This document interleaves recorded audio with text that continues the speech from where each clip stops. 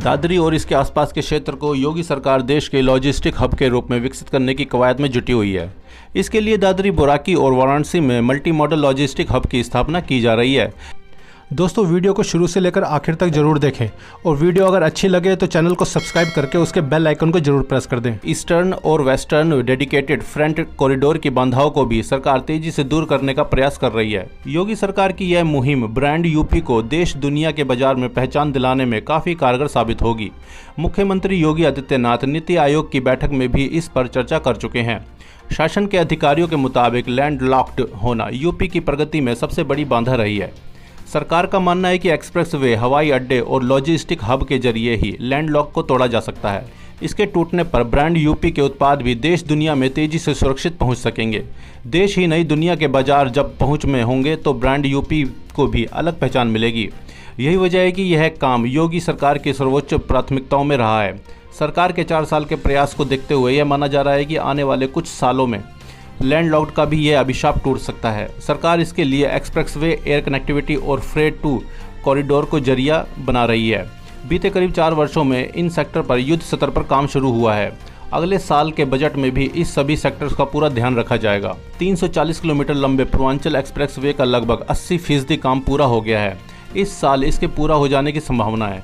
इसी तरह 296 kilometre Bundelkhand expressway पर भी तेजी से काम हो रहा है। अगले साल इसके भी पूरा होने की उम्मीद है। मेरठ को प्रयागराज से जोड़ने वाली 592 किलोमीटर लंबे गंगा एक्सप्रेसवे का निर्माण योगी सरकार की प्राथमिकताओं में एक है। गोरखपुर लिंक एक्सप्रेसवे पर भी सरकार का फोकस है। सभी एक्सप्रेसवेज के बन जाने पर इनकी कुल लंबाई करीब 1790 किलोमीटर होगी। संभवतः इतने बड़े एक्सप्रेसवे के संजाल वाला यूपी देश का इकलौता राज्य होगा। सुरक्षित, सुखद और तेजी से एक से दूसरी जगह आवागमन के लिए एयर कनेक्टिविटी पर सरकार का खास जोर है। अधिकारियों का कहना है कि यह भी लैंडलॉक्ड तोड़ने में खासा मददगार होगा। मौजूदा समय में प्रदेश में लखनऊ, आगरा, वाराणसी, गोरखपुर, प्रयागराज, हिडन और कानपुर के हवाई अड्डे क्रियाशील हैं।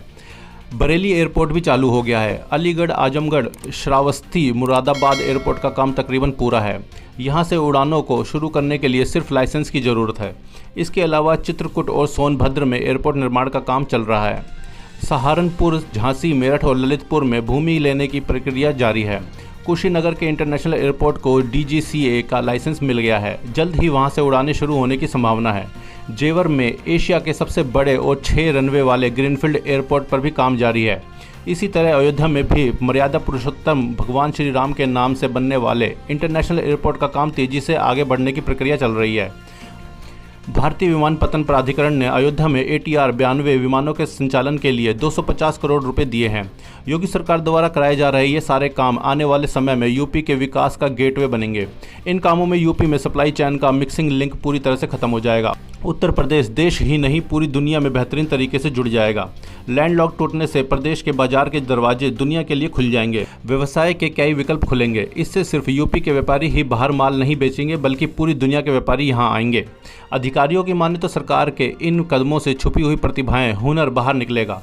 एक जिला, एक उत्पाद को भी नई उड़ान मिलेगी। उत्पादों को गंतव्य तक पहुंचाने के समय और संसाधनों की बचत होगी। बंदरगाहों तक शीघ्र व सुरक्षित माल पहुंचेगा, जिससे पेरिफेरल उत्पादों को न्यूनतम क्षति होगी। ऐसा होने पर देश के बंदरगाह यूपी की भी ताकत और हिस्सा बन जाएंगे।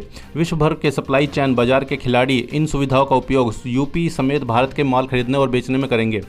इससे सिर्फ इस्पात, पेट्रोलियम उत्पाद, लोह अयस्क, सीमेंट, खाद और खाद्यान्न का निर्माण तो होगा ही, किसानों के साथ कारीगरों को भी विश्व बाजार का एक नया विजन मिलेगा। इसमें उद्यमशीलता को भी बढ़ावा मिलेगा। दोस्तों, ऐसी ही और वीडियोस देखने के लिए हमारे चैनल को सब्सक्राइब जरूर करें।